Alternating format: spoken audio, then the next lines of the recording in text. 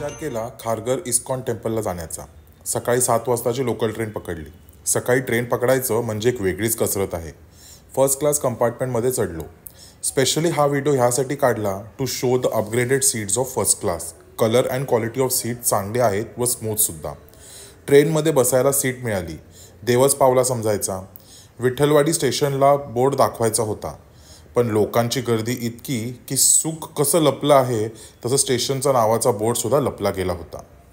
25 मिनिटे प्रवास झाला. फास्ट ट्रेनने ठाणे स्टेशनला पोहोचलो. हॅट्स ऑफ या सर्वांनाच जे रोज लोकल ट्रेनने प्रवास करतात. 100% देऊन हॅपिलीसुद्धा जगतात. ठाणेवरून Navi Mumbai trans harbour train पकडली व खारघर स्टेशनला उतरलो.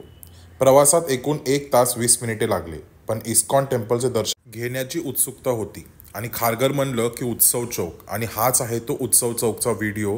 हेच आहे ते मेन स्पॉट उत्सव चौक.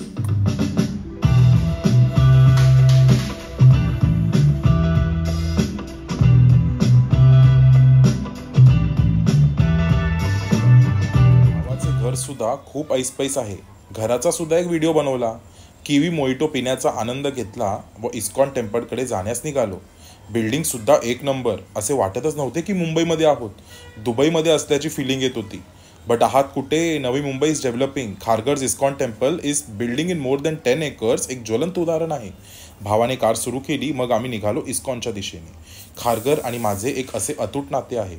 बिकॉज 5 इयर्स मी रोज अपडाऊन करायचो for my degree and college. आणि आता तर भाऊ राहतोच. Roads hit differently in Kharghar. वा काय रोड्स आहेत. स्मूथ सॅसी ड्रायव्हिंग एकदमच भारी. 5 मिनिट्स ड्राईव्ह करली आणि आम्ही पोहोचलो to the gate of ISKCON temple, म्हणजेच श्री राधे मोहन टेम्पल खारघर. खूप मजा आली. टेम्पलच्या एंट्रन्सलाच एक भले मोठे प्रवेशद्वार आहे. तिथून आत एंट्री करून आपल्याला सर्वात पहिले दिसते ते आहे राधेराम मोहन मंदिर. म्हणजेच इस्कॉन टेम्पलमध्ये प्रवेश केल्यास सर्वात पहिले आपणास शूज ठेवण्यासाठी स्टॉल दिसतात. बिना शुल्क कूपन म्हणजे नो प्राइस कूपन घेऊन आपण शूज ठेवतो. मग थोडे पुढे जाऊन आपल्याला हातपाय स्वच्छ धुण्यासाठी पाण्याची सोय भेटते.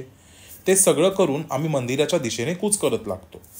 मंदिर व्हाईट मार्बल्सने बनवलेले आहे, त्यामुळे मनात शांततेची झुळूक लाभते. White is symbol of love and piece.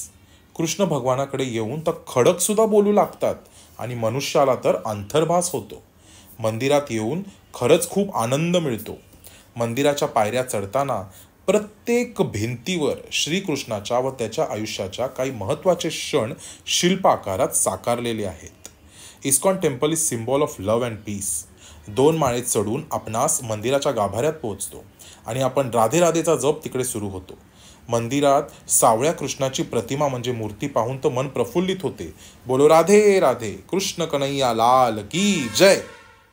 ISKCON temple एकूण 9 to 10 एकर्समध्ये बांधला गेला आहे. मंदिराची रचना तर जुनी पारंपरिक व नवीन स्थापत्यशास्त्र यांचा सुंदर संगम आहे.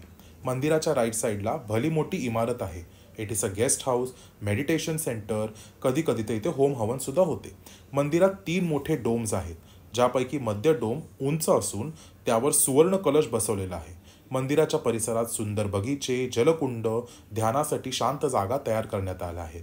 मंदिरात एक छोटासा सेक्शन आहे जिथे नवीन राधाकृष्ण मंदिर उभारण्यात आले आहे. उत्तम व्हेंटिलेशन व नैसर्गिक प्रकाशाची उत्तम सोय केली गेली आहे, ज्यामुळे मंदिरात नेहमी शांतता व प्रसन्न वातावरण राहते. इव्हिनिंगला तर येलो लाईट्समध्ये हे मंदिर अतिशय सुंदर दिसते, निसर्गरम्य व रोमरम्य.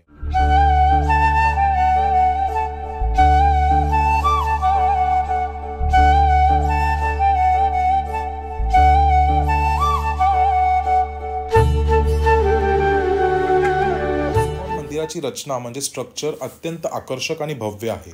मंदिर पारंपरिक स्थापत्य शैलीत बांधले गेले आहे व त्यात मॉडर्नायझेशनचा सुद्धा कळस चढवलेला आहे. इस्कॉन दक्षिण व उत्तर भारतीय मंदिराच्या घटकांचा एक मिक्सचर आहे. मंदिरात मोठ्या पांढऱ्या संगमवरी गुंबज म्हणजे व्हाईट डेप डोम आहे. This dome shows the spirituality and importance of lord Shrikrishna. मंदिरात श्री श्री राधे माधव व निताई गौरंग आणि श्री जगन्नाथ बलभद्र सुभद्रा यांची सुंदर मूर्त आहे. व्हाईट मार्बल, सोन्याच्या कलाकुसरीचा वापर व सुंदर दीपमाळा या मंदिराची शोभा वाढवतात. मंदिरात मोठे सभागृहही आहे, जेथे रोज आरती. परिसर तर खूपच सुंदर आहे. त्याचा आनंद घेऊन मंदिराच्या खालच्या बाजूस गोविंद रेस्टॉरंटला जाऊ द्या. याच रेस्टॉरंटमध्ये स्नॅकिंगसाठी गोड चविष्ट असे बरेच पदार्थ आहेत. सकाळी गेलात तर पोहे, उपमा, ढोकळा, कचोरी, रबडी, हलवा, मलाई आणि बरंच काही भेटेल. काउंटरवरून कुपन घ्या व फ्रेश फूड स्नॅकिंग करा. इव्हिनिंग टाईमला तर आपल्याला पाणीपुरी, चाटचे सुद्धा ऑप्शन्स अवेलेबल आहेत. हां, but it is little costly. तर तुम्ही बाहेर सुद्धा नाश्ता करू शकता. तसेच वृंदावनमध्ये असलेली फेमस मिठाई, मावा, अंजीर इत्यादी सगळंच काही प्रसाद म्हणून तुम्हाला गोविंद रेस्टॉरंटमध्ये अवेलेबल आहे. तर तुम्ही सुद्धा फूड रेटिंगनुसारच गोविंद रेस्टॉरंटला व्हिजिट करा आणि खाण्याचा आस्वाद घ्या.